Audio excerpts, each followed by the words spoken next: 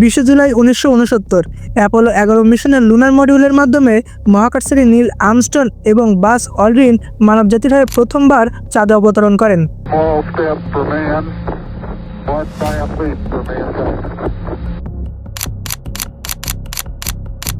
পুরো পৃথিবী অধীর আগ্রহে তাকিয়েছিল টেলিভিশনের পর্দায়। নীল আর্মস্ট্রং যখন চাঁদের মাটিতে পা রাখলেন তখন মনে হয়েছিল মানব সভ্যতা এক নতুন যুগে প্রবেশ করলো। কিন্তু সেই ঐতিহাসিক মুহূর্তের পিছনে লুকিয়েছিল এমন এক বিপদ যা আর্মস্ট্রং এবং বাস অল্ড্রিনকে চিরতরে চাঁদে আটকে দিতে পারত। কী ছিল সেই ঘটনা, আর কেন আজও অনেকে মনে করেন এই পুরো মিশনটাই ছিল একটা সাজানো নাটক? আর বাতাস ছাড়াই পতাকা ওড়ার ব্যাখ্যা তারা কিভাবে দেবে? আসসালামু আলাইকুম, আমি আকিব। চাঁদে যাওয়ার এই বিশাল অভিযানের পেছনে বিজ্ঞানের চেয়েও বড় একটি কারণ ছিল যুদ্ধ। হ্যাঁ, তবে এটি কামানের লড়াই ছিল না, এটি ছিল কোল্ড ওয়ার। আমেরিকা এবং সোভিয়েত ইউনিয়ন একে অপরকে ছাড়িয়ে যাওয়ার এক নেশায় মেতেছিল, যার নাম ছিল স্পেস রেস। সব কিছু শুরু হয় 1957 সালে। পুরো বিশ্ব চমকে দিয়ে সোভিয়েত ইউনিয়ন মহাকাশে পাঠায় বিশ্বের প্রথম কৃত্রিম উপগ্রহ স্পুটনিক। পৃথিবীর কক্ষপথে মানুষের তৈরি কোনো বস্তু সেই প্রথম পদার্পণ দেখে আমেরিকান সরকার রীতিমতো চমকে যায়। এরপর ঠিক কয়েক মাস পর 1958 সালে আমেরিকাও তাদের উপগ্রহ পাঠায়। কিন্তু ততক্ষণে সোভিয়েত অনেকটা এগিয়ে গেছে। আসল মোড়টা আসে 1961 সালে। সোভিয়েত মহাকাশচারী ইউরি গ্যাগারিন প্রথম মানুষ হিসেবে মহাকাশ ভ্রমণ করে ইতিহাস গড়েন। আমেরিকা আবারও পরাজিত হয়। এই পরাজয় এতটাই বড় ছিল যে ঠিক এক সপ্তাহ পর অর্থাৎ 20 এপ্রিল 1961-তে আমেরিকার তৎকালীন প্রেসিডেন্ট জন এফ কেনেডি মরিয়া হয়ে তার ভাইস প্রেসিডেন্টকে একটি চিঠি লেখেন। সেই চিঠির মূল বিষয় ছিল একটাই, সোভিয়েত ইউনিয়নকে হারানোর কোনো পথ কি আমাদের হাতে আছে? 60-এর দশকের সেই উত্তাল দিনগুলিতে মহাকাশ জয়ের লড়াই তখন তুঙ্গে। আমেরিকা এমন কিছু খুঁজছিল যা কেবল ইতিহাস গড়বে না, বরং পুরো বিশ্বকে তাক লাগিয়ে দেবে। সেই কাঙ্ক্ষিত উত্তরটি খুব দ্রুত পেয়ে যান তৎকালীন মার্কিন প্রেসিডেন্ট জন এফ কেনেডি। তিনি বুঝতে পেরেছিলেন পরবর্তী বড় চমকটি হতে হবে পৃথিবীর সীমানা ছাড়িয়ে চাঁদের দেশে। 1961 সালের 25শে মে ইতিহাসের পাতায় এক স্মরণীয় দিন। জন এফ কেনেডি এক ঐতিহাসিক ভাষণে এক দুঃসাহসিক অঙ্গীকার করেন। তিনি শুধু স্বপ্নই দেখাননি, বরং গোটা বিশ্বের সামনে চ্যালেঞ্জ ছুড়ে দিয়েছিলেন। তার লক্ষ্য ছিল স্পষ্ট, এই দশক শেষ হওয়ার আগেই মানুষের পদচিহ্ন পড়বে চাঁদের বুকে। এটি কেবল কোনো রাজনৈতিক বক্তব্য ছিল না, বরং ছিল এক অসম্ভবকে সম্ভব করার লড়াই। কল্পনা করুন 1961 সালের কথা। তখন স্মার্টফোন ছিল না, ইন্টারনেট ছিল না, এমনকি জিপিএস প্রযুক্তিও ছিল না। কম্পিউটারগুলো এত ধীর এবং পুরনো ছিল, সেই সময় তিনি চাঁদে মানুষ পাঠানোর প্রতিশ্রুতি দিয়েছিলেন। এর জন্য পরবর্তী 5 বছরে তিনি মহাকাশ কর্মসূচিতে অতিরিক্ত $7 থেকে $9 বিলিয়ন তহবিল প্রদান করেছিলেন। একটি জাতির স্বপ্ন এবং একটি পুরো মহাকাশ সংস্থার কয়েক বছরের হাড়ভাঙা খাটুনি সবই ছিল কেবল একটি লক্ষ্যকে ঘিরে।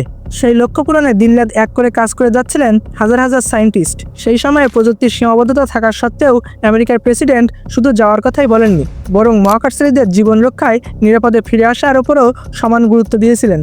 অনেকের কাছে এটি তখন নিছক কল্পনা বা একটি অবিশ্বাস্য ঘোষণা মনে হলেও এটি ছিল আধুনিক বিজ্ঞানের সবচেয়ে বড় মোড়। সব জল্পনা কল্পনা অবসান ঘটিয়ে মাত্র কয়েক মাসের মাথায় শুরু হলো চূড়ান্ত পরীক্ষা নিরীক্ষা।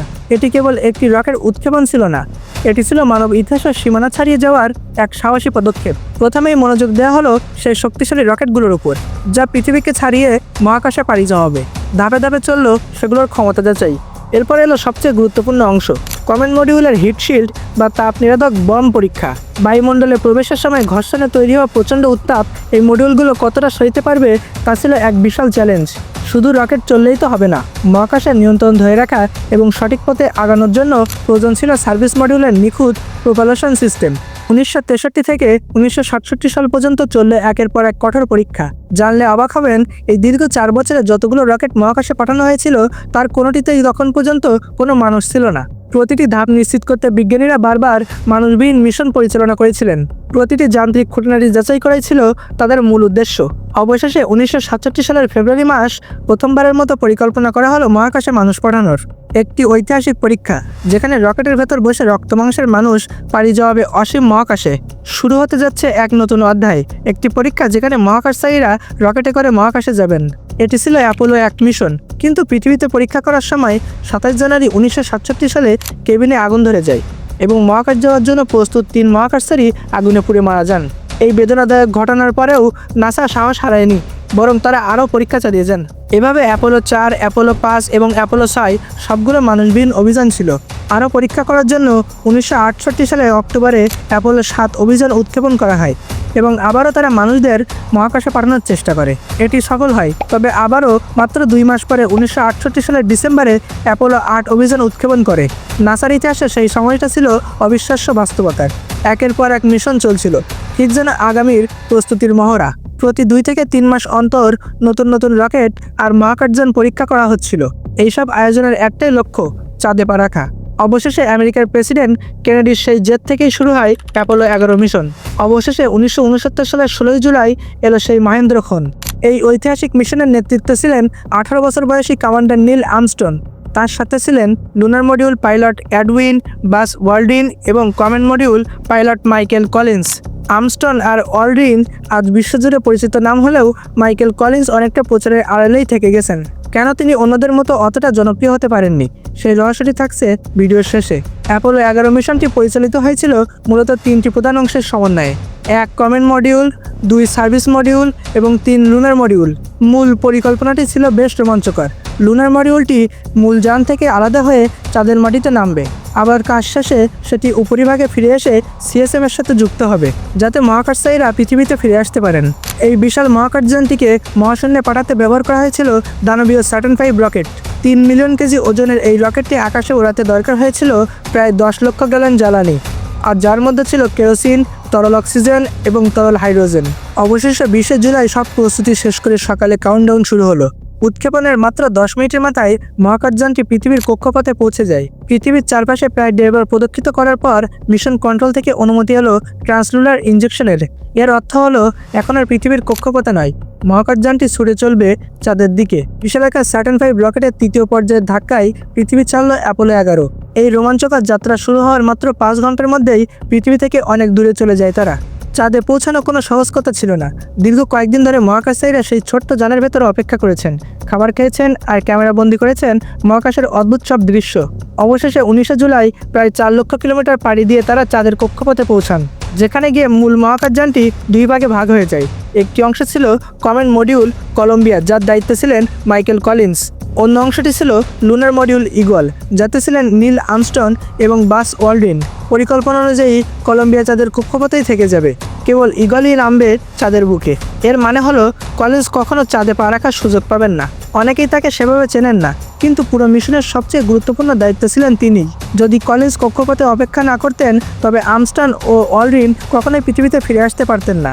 রাত 8টার দিকে যখন লুনার মডিউলটি নামতে শুরু করলো, ঠিক তখনই বেজে উঠল বিপদ সংকেত। 1201 এবং 1202 অ্যালার্ম। নীল আর্মস্ট্রং বা ওয়াল্ডিন কেউই তখন জানতেন না এই কোডের মানে কি। মিশন কন্ট্রোলের নির্দেশে তারা ঝুঁকি নিয়েই এগিয়ে যান।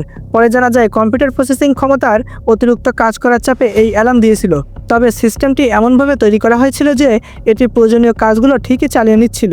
চাঁদের মাটি থেকে মাত্র 150 মিটার ওপরে থাকাকালীন নীল আর্মস্ট্রং দেখলেন কম্পিউটার তাদের নিয়ে যাচ্ছে পাথরে এক জায়গায়, যেখানে অবতরণ করা অসম্ভব। দ্রুত তিনি নিয়ন্ত্রণ নিজের হাতে নেন এবং নিরাপদ জায়গার খোঁজে 4 মাইল দূরে সরে যান। রাত 8:16 জ্বালানি দ্রুত ফুরিয়ে আসছে, হাতে আছে মাত্র 5% জ্বালানি। মিশন কন্ট্রোল থেকে শুরু হলো কাউন্টডাউন। 60 সেকেন্ড, তারপর 30 সেকেন্ড, টান টান উত্তেজনা। ঠিক 30 সেকেন্ড বাকি থাকতে ভেসে এলো সেই জাদুকরী বার্তা। পৃথিবীর 65 কোটি মানুষ তখন টেলিভিশনের সামনে নিশ্চয়ই বন্ধ করে বসে। যখন লুনার মডিউল চাঁদে নামলো, তখন ঘটে গেল এক বিপদ। নীল আর্মস্ট্রং যখন মডিউল থেকে বের হওয়ার চেষ্টা করছিলেন, উচ্চ চাপের কারণে দরজা খুলছিল না। শেষে যখন দরজা খুলল, নামার সময় তার স্যুটের ধাক্কায় লুনার মডিউলের একটি অংশ ভেঙে যায়। মজার বিষয় হলো চাঁদে বাতাস না থাকায় সেই ভাঙার শব্দটির কোনো আওয়াজ হয়নি, কিন্তু সেই অংশটি ছিল অ্যাসেন্ট ইঞ্জিন আর্মিং সুইচের। এটি ছাড়া তারা পৃথিবীতে কোনোদিন ফিরতে পারতেন না। সেই বিপদের কথা না জেনেই নীল আর্মস্ট্রং চাঁদের মাটিতে পা রাখেন। তারা কেবল চাঁদে ঘুরে বেড়াতে যাননি, তাদের সাথে ছিল লেজার প্যানেল, সিসমোমিটার এবং শৈল বায়ু মাপার অত্যাধুনিক সব বৈজ্ঞানিক যন্ত্র। তারা চাঁদ থেকে প্রায় 23 কেজি ধুলোবালি ও পাথর সংগ্রহ করেন এবং পৃথিবীর মানুষের পক্ষ থেকে একটি স্মৃতিফলক রেখে আসেন। চাঁদে 21 ঘন্টা কাটানোর পর যখন ফেরার সময় হলো, তখনই ঘটল সেই অঘটন। তারা দেখলেন ইঞ্জিন চালু করার ছোট্ট সুইচটি ভেঙে গেছে। এটি কোনো সাধারণ সমস্যা ছিল না। সুইচ কাজ না করার অর্থ হলো তারা কখনো আর পৃথিবীর বুকে ফিরে আসতে পারবেন না। পৃথিবী থেকে লাখো মাইল দূরে যখন বাসের সব আশা শেষ হতে চলছিল, তখন বাস ওয়াল্ডিন এক অদ্ভুত বুদ্ধি বের করলেন। তিনি তার পকেটে থাকা একটি সাধারণ বল পয়েন্ট কলম ব্যবহার করে সার্কিটটি সম্পূর্ণ করেন। অভাবনীয়ভাবে ইঞ্জিনটি চালু হয়ে যায় এবং তারা নিশ্চিত মৃত্যুর হাত থেকে রক্ষা পান। বিপদ সেখানেই শেষ হয়নি। যখন তারা কমেন্ট মডিউলে করে পৃথিবীর দিকে ফিরছিলেন তখন সার্ভিস মডিউলটি আলাদা হওয়ার সময় থাস্টারগুলো কাজ করা বন্ধ করে দেয়। আশঙ্কা ছিল সার্ভিস মডিউলের ধ্বংসাবশেষ তাদের মূল যানটিকে আঘাত করতে পারে। নভোচারীরা জানালা দিয়ে দেখছিলেন তাদের চারপাশ দিয়ে আগুনের গোলার মতো মহাকাশযানের টুকরোগুলো ভেসে যাচ্ছিল। এটি কোনো অলৌকিক ঘটনার চেয়ে কম কিছু ছিল না, যে কোনো বড় টুকরো তাদের আঘাত করতে পারেনি। অভিযানটি এতটাই ঝুঁকিপূর্ণ ছিল যে তৎকালীন মার্কিন প্রেসিডেন্ট রিচার্ড নিক্সন একটি শোকবার্তা বা বিকল্প ভাষণ আগে থেকেই তৈরি করে রেখেছিলেন। যদি তারা ফিরে আসতে না পারতেন তবে রেডিওতে বাজত সেই বিষাদময় কথাগুলো, যেখানে বলা ছিল যে এই সাহসী মানুষগুলো সত্যের সন্ধানে গিয়ে চাঁদের বুকে চিরনিদ্রায় শায়িত হয়েছেন। অবশেষে সব বাধা পেরিয়ে প্রশান্ত মহাসাগরে ল্যান্ড করে তাদের কমেন্ট মডিউলটি, কিন্তু ফেরার সাথে সাথে তারা মুক্তি পাননি। যাদের কোনো অজানা ভাইরাস বা ব্যাকটেরিয়া যেন পৃথিবীতে ছড়িয়ে না পড়ে, সেজন্য তাদের টানা 2 সপ্তাহ একটি রুমে বন্দি রাখা হয়। কেনেডির স্বপ্ন আর আমেরিকার জেদ সব মিলিয়ে 1969 সালের এই অভিযানটি আজও পৃথিবীর শ্রেষ্ঠ অর্জনগুলোর মধ্যে একটি। যদিও অনেকে সময়কাল নিয়ে সন্দেহ প্রকাশ করে, কিন্তু প্রতিটি পদক্ষেপে মৃত্যুর সাথে পাঞ্জা লড়ে তাদের এই ফিরে আসা প্রমাণ করে যে মানুষের অসাধ্য কিছুই নেই। কিন্তু এখনও একটা প্রশ্ন থেকেই যায়। অনেকে দাবি করেন যে চাঁদে মানুষের পা রাখা আসলে একটি সাজানো নাটক ছিল এবং বিশ্বকে বোকা বানাতে এই ভুয়া অভিযান প্রচার করা হয়েছিল। এটি আধুনিক ইতিহাসের অন্যতম বিতর্কিত একটি ষড়যন্ত্র তত্ত্ব, কিন্তু বাস্তব সত্য হলো এইসব দাবি অনেক আগেই বিজ্ঞান ও যুক্তি দিয়ে ভুল প্রমাণিত হয়েছে। আজকের ভিডিও এই পর্যন্তই, দেখাবে পরবর্তী নতুন কোনো ভিডিওতে। আল্লাহ হাফেজ।